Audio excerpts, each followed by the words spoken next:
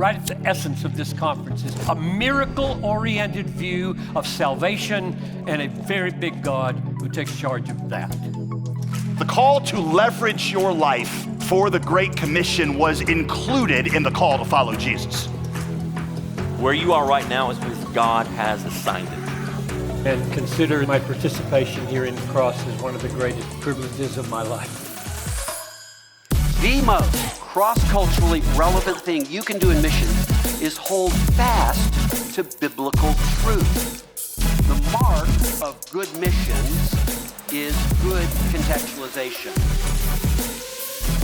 To follow Christ first, last, and always is the call for each of us. It's the call that the missionary gives, and it is a hard, glorious call.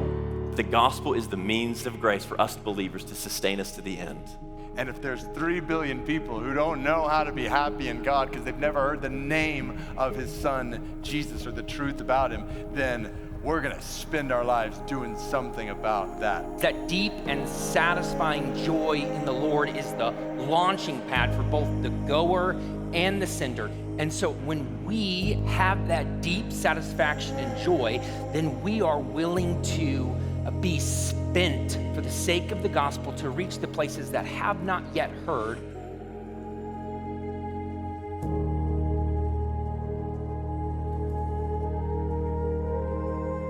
And we need to focus on what we do have, that God and his wisdom has given us and entrusted us with the stewardship in the season he's placed us in.